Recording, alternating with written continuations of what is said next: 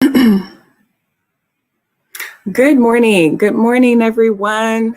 Welcome to You Can Talk. My name is Ruth Finney. And this morning, this is the class of the ABCs of communicating. And this morning, we are talking about peace and how to maintain peace in your life, right?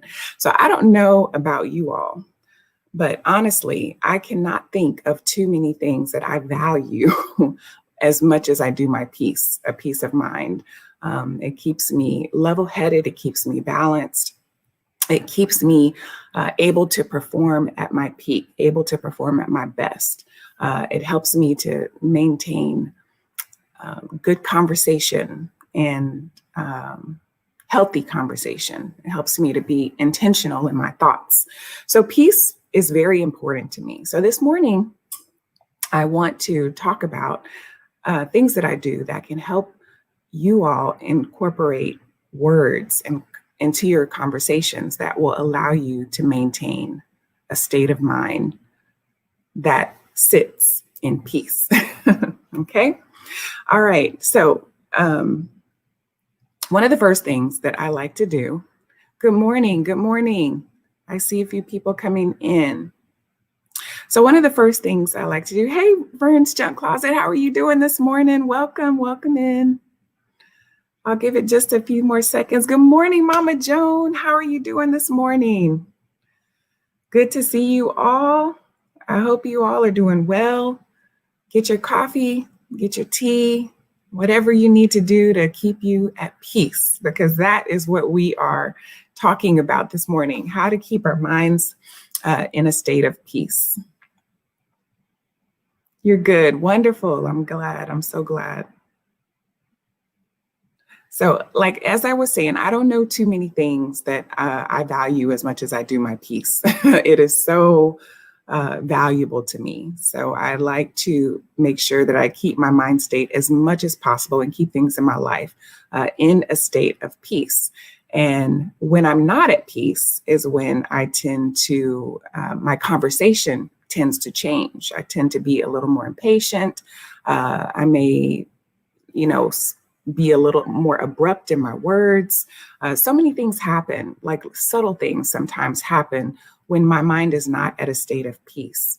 And so therefore, I work really hard to make sure that I try to keep myself there. And that means that I have to sometimes communicate with others and express to them the things that I need or the things that, work for me so that I can keep myself at a state of peace. And so I want to share with you all some of the things that I do. Good morning, Positive Pusher. How are you this morning? Happy birthday. Happy birthday to you. It's today, right? Is that correct? I'm pretty sure it was today, if I remember you correctly. Good morning, Harrison. How are you? Good to see you. Good to see you. Be careful on the road this morning. Head into work. I pray you have a good day with all your children. This morning, we are talking about peace and how to keep ourselves in a state of peace, keep our mind state at that level. Oh, it's Friday. Okay, I thought it was today. I thought it was the 21st. Okay, well, it's Friday. Well, I will be sending you birthday messages on Friday. All right, so one of the first things that I want to do, you know what? Let me do this because my thing is slightly behind.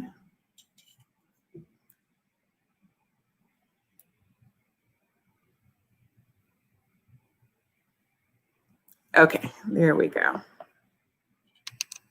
All right. So one of the first things that I like to make sure of is that I am on my priority list.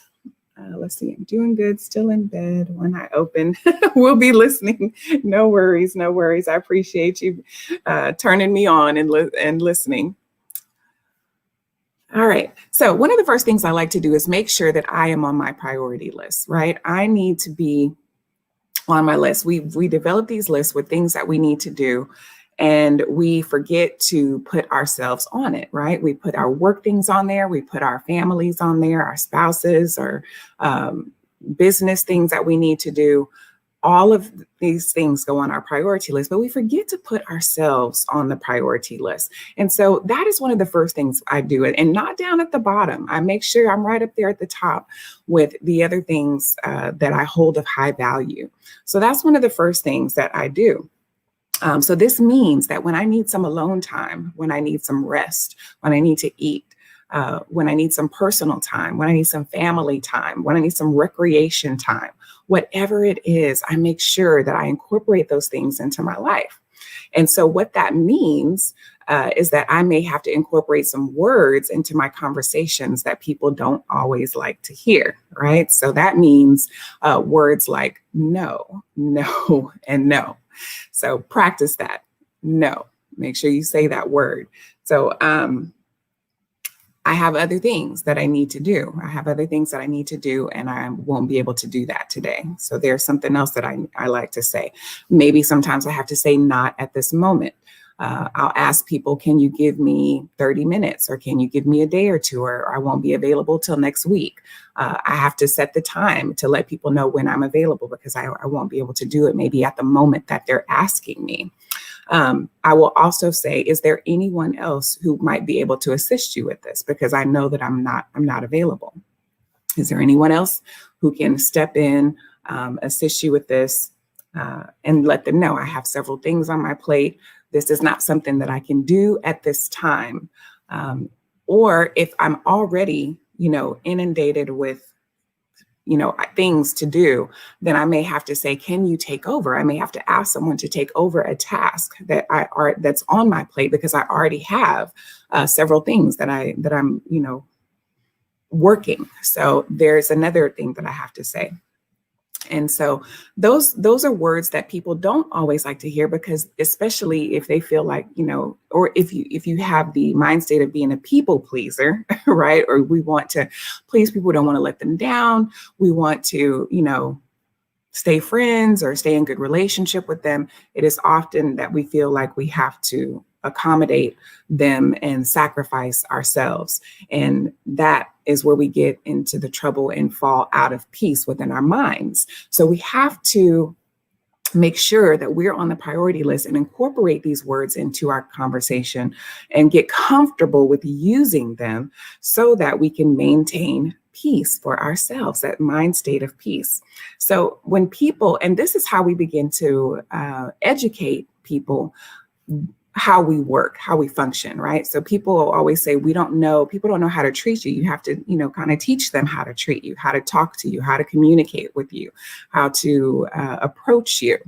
So, and this is one of the things that starts that process, right? Is that we make ourselves a priority and we incorporate the words that let other people know that we're a priority. So when people know that family time is valuable for you, personal time is important for you, your religious practices, if you go to Bible studies or prayer meetings or whatever things, they say, they will learn to know that, she does this on this day, or, he goes and plays golf on these particular days. So I know they won't be available, because that is a priority for them. And anytime I ask them to do things during these particular times, or anytime they tell me that they have something going on, a family function, or they do personal time doing whatever it is that they're doing, they know that your answer will probably be no, because you hold these things of high value.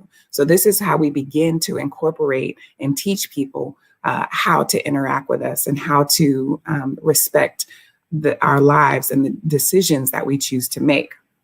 Our work schedules, if we have a particular work schedule, especially if you're working from home right now, like many of us are. So if they know that you are busy during the day with your work schedule during this time to this time, but maybe they can call you during lunch and speak with you, or call you before you start work or after, when you get off, then that helps people to know. And you set the time, you set the educate them and say, I won't be available to talk to you. And if they call you during those times, you say, I'm glad you called, but this is not a time that I can talk. I'll call you back at this time, or can you call me back later at this time? So we have to be our biggest advocate. No one knows us better than we do. No one is going to speak for us better than we can. So we have to be our biggest advocate for our lives if we're going to maintain peace. The second thing I do is I make sure that I choose my battles. And this can be a challenging thing to do, but it's not as difficult as we think, right? So when we choose our battles, number one, we have to start with the thought of intention. My goal is always to maintain peace in my life. So therefore, I'm not going to quickly enter into a battle, right? Unless I think about a few things. I typically like to answer a few questions, right? And the first one is this an issue that continues to arise? Right? If this is an issue that is continuing to arise, then it's probably something that needs to be addressed. So if we're talking about this over and over again, and it keeps, rearing its ugly head, this issue keeps rearing its ugly head, then it's probably something that we need to go ahead and address. Then I have to decide, how important is this to me, right? How important is it that I address this issue? Because if it's not that important, then maybe we can let it go. But if it is important, because we need to see some change, we need to develop some clarity, some understanding. Yes, don't sweat the small stuff. Don't sweat the small stuff. We get caught up in thinking that we have to defend ourselves for every little thing that pops up, every little thing that happens. Sometimes it's okay for people to be upset or disappointed, and we don't have to, if they want to be upset about something, and we have to let that be, because a lot of times those small things will dissipate over time. They'll dissipate. So we have to decide, how important is this to me? How often is this a thing that's constantly happening? And then once I decide those things, what are going to be my intentions for this conversation? Do I want to get clarity? Do I want to prove a point? Do I need to win this? Am I trying to win this argument with this person by any means necessary, meaning that I'm going to say or do whatever it is I need to say or do so that I get my point across? Because, and this happens very quickly. It's like these thoughts happen just as fast as we jump into an argument and those ugly, nasty words come out of our mouth, is just as fast as we can think about these questions, right? So it's like, boom, we've had this argument before. Boom, this is important to me. We need to do something about this because, this is becoming an issue. And so I need you to understand that, this is important. And my intention is to stop this negative behavior or stop these negative words from coming at me. So I'm ready to take on this battle. And I almost hate to say that it is a battle, but, it is somewhat a battle, right? All right. So the third thing I do is approach with compassion. Learn to approach with compassion. So once I decide I'm going to take on this issue, talk with this person about this thing that keeps coming up, I'm going to approach with compassion. So what we put out, we have to keep in mind that what we put out, how it comes out, the words that we say, how we put it out is how very likely it's going to come back to us. So if we're aggressive in our tone, if we're yelling, if we're giving smart aleck remarks or making, lewd statements, then more than likely that's what's going to start coming back at us. We have a tendency to think that, we can say whatever we want to say, but then we want to demand, respect from those who are talking back to us. So I can't come to a person and be ba ba ba ba ba ba ba ba ba and expect them to say, oh, it's okay, because people are human, right? They have a natural response to want to snap back at you when you are arguing with them or when you're coming at them aggressively. Even if our intentions are not necessarily to start an argument, if we're not careful in watching our tone, if we're not careful about the level of our voice and the words that we choose to use and how we deliver those words, then what's going to come back at us is going to, make us more defensive, get us upset. And next thing you know, we're in a full-blown argument together. So keep in mind that what we put out is what we receive. And sometimes that means you may have to, adjust how you talk, adjust how you deliver the words. So, if we're passing judgment, right? If I say something like that, that was so dumb, right? How stupid can you be with that? What were you thinking, right? Immediately their defenses go up and they're ready to, well, you did this and you said that. And, they're coming back at you with things that you've done. If you start to demean them, well, I didn't expect much from you anyway. Well, now they're offended. They say, well, and so these are the things that we allow to come out of our mouth. Or maybe we'll say, well, it was all right, but it could have been better. That's not going to go over well. And so now they know that we're not appreciative. They don't appreciate what it is that we're not appreciating what they've done.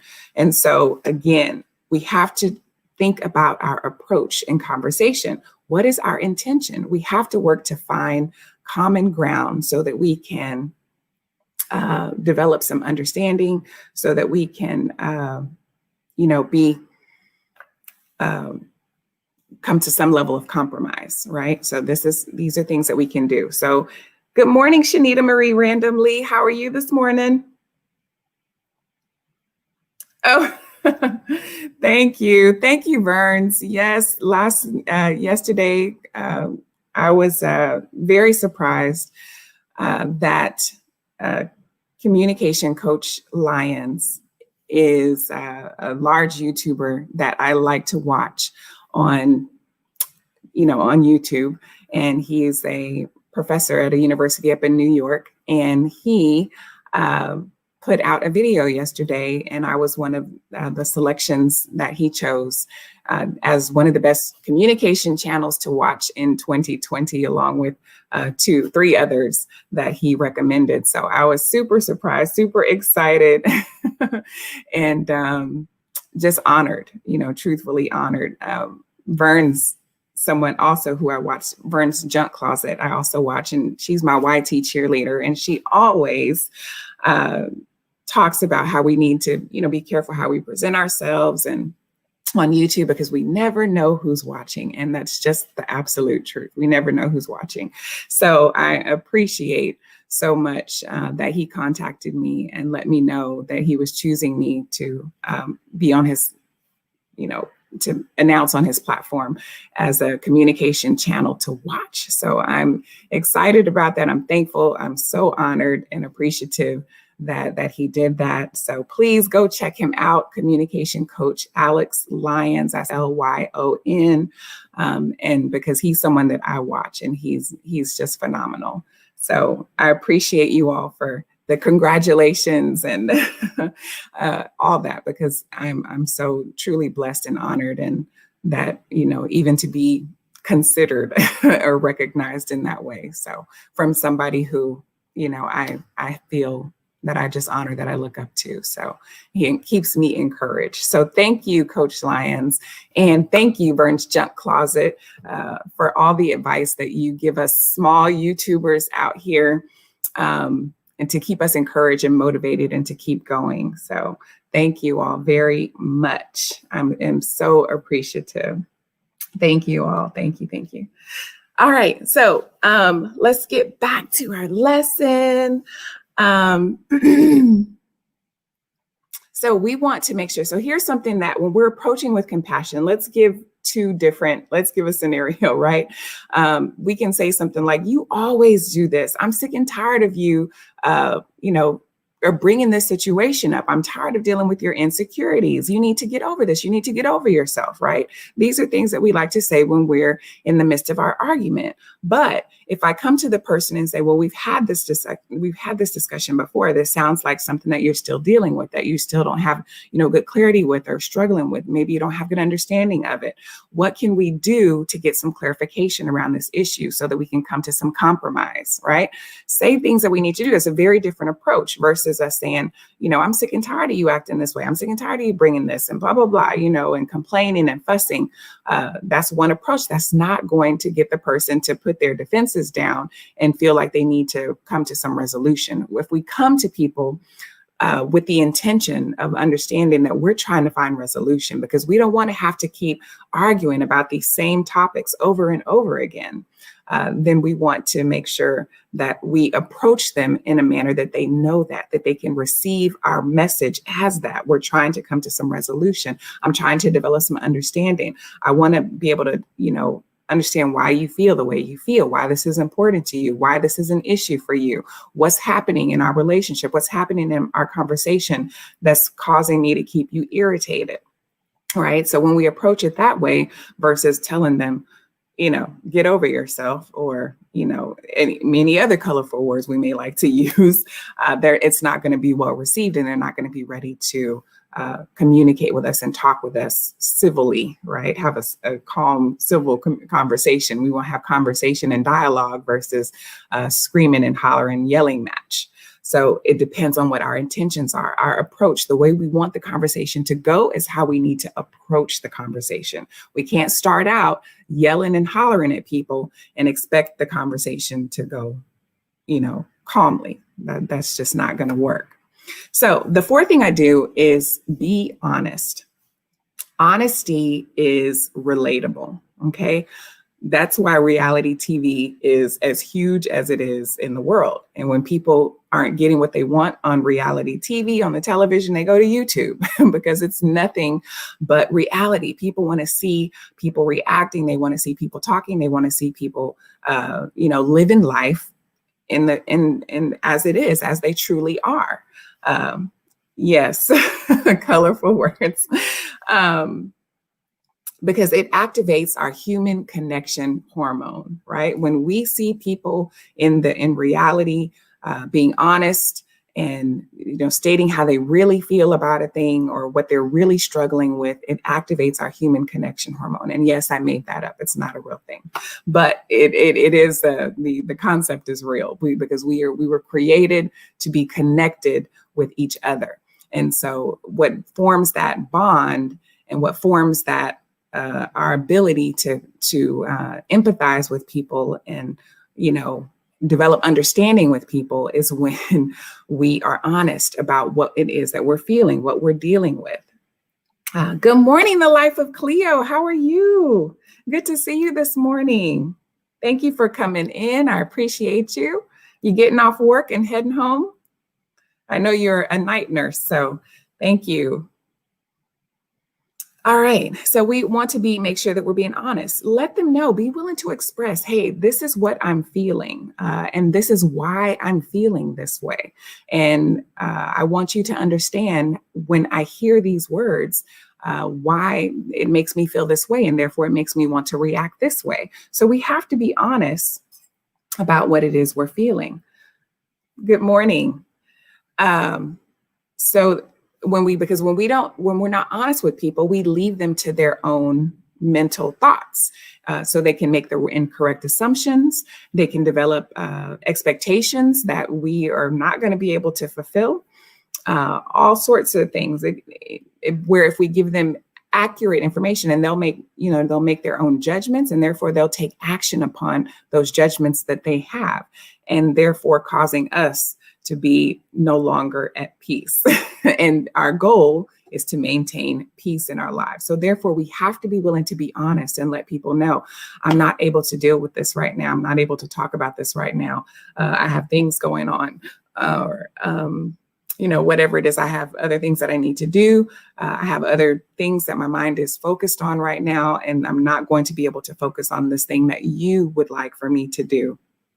And like I say, be honest, let people know, give them understanding, help them have understanding so that they won't develop any incorrect assumptions and have any expectations that we won't be able to fulfill. Because when people put expectations on us and we feel obligated to fulfill them, that's what puts us at a place where we're not at peace, because we know in the back of our minds that we have other things that we need to do.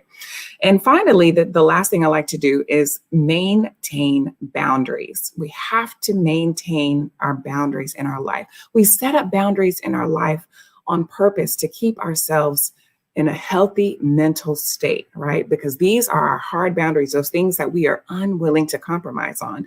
And yet we find ourselves compromising on them all the time.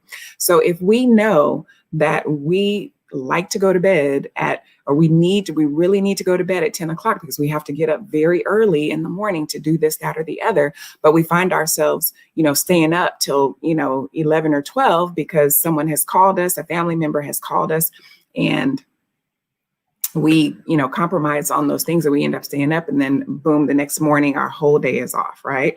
Or when it comes to money, if we know that we have bills that we have to pay, we have a certain amount of money that we have to hold on to, but yet someone comes to us and we, give money that we don't have or that we don't need to give out, then again, this can be problematic. So we have to maintain boundaries. And now we're no longer at peace because we're worried how we're going to pay our bills, because now we've sacrificed beyond what we were comfortable with. So try not to make sacrifices beyond what you're comfortable with, which means we have to express to people that, no, this is not something I'm going to be able to do at this time, so that we don't get frustrated, so that we don't develop feelings of resentment, so that we don't get comfortable. We're not uncomfortable trying to make someone else comfortable. So this is how we keep peace. And we don't want to say things to them that's going to ignite a negative response if we are not expressing what we really feel. So it's important to keep peace, maintain our respect and our boundaries. So we can say something like, I appreciate you taking me into consideration, but this isn't something that I can do at this time. Set the terms for yourself, or agree to disagree if it's an issue where it's something that you're not going to be able to do. So set those boundaries.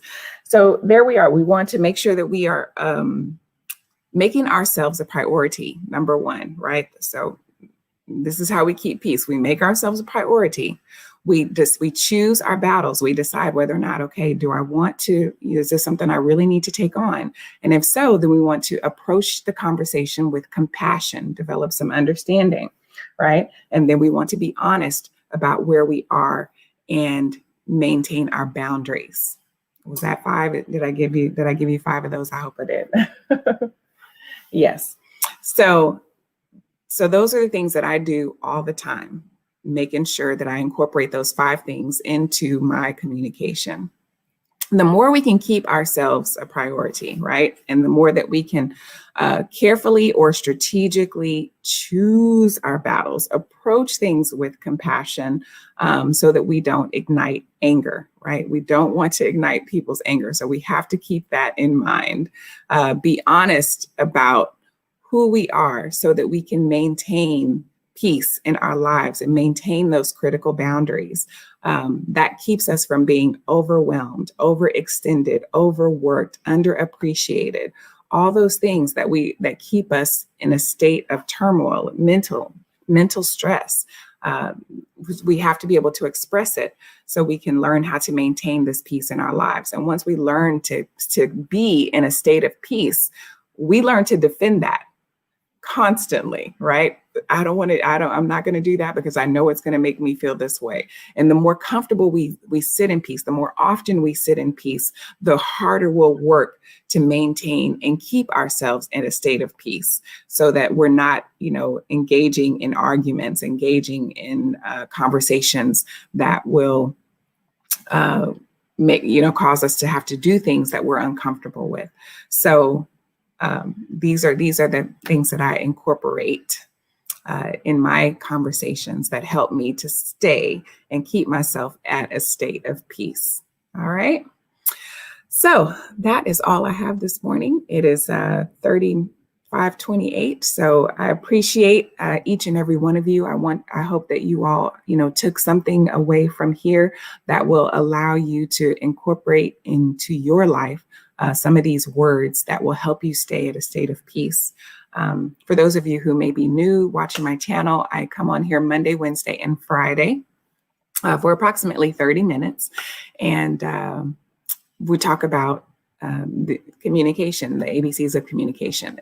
Friday is the letter Q, and we will be doing, the topic will be questioning. How do we go about questioning when we need to get answers? Thank you all. Thank you all for being here. So I'm going to go ahead and say a quick prayer and pray us out, and then we will be on our way. All right. Father, we come thanking you for this day, thanking you for showing us how to keep peace in our lives, a mind state of peace. Father, we cherish our peace. You call us to be the peacemakers. So not only are we to keep ourselves in a state of peace, we're also to help bring peace to others in our lives where there's conflict and turmoil. So Father, we can't be peacemakers for others if we don't know how to maintain peace for ourselves. So Father, help us to make sure that we are a priority for ourselves so that we can keep our minds in a state of peace so that we can be a blessing to others. Help us to choose our battles, to be mindful of how we come across to people in our approach. To watch the words that we allow to come out of our mouths, and to be careful so that we don't ignite anger, we don't ignite, distress, anything that is not of you, Father. Help us to keep you in mind and make you our priority. Father, I just ask that you teach us to continue to be the peacemakers. Thank you for bringing that peace in our lives, so that we know what it's like to sit in peace, and so that we can maintain that level of peace in all that we do and bringing that peace to our conversations with others. Father, I just pray for everyone in the chat this morning, for those who will be watching the replay. Help us to go out in the world and be the peacemakers that you've called us to be. We love you. We thank you and ask these things in your son, Jesus' name. Amen.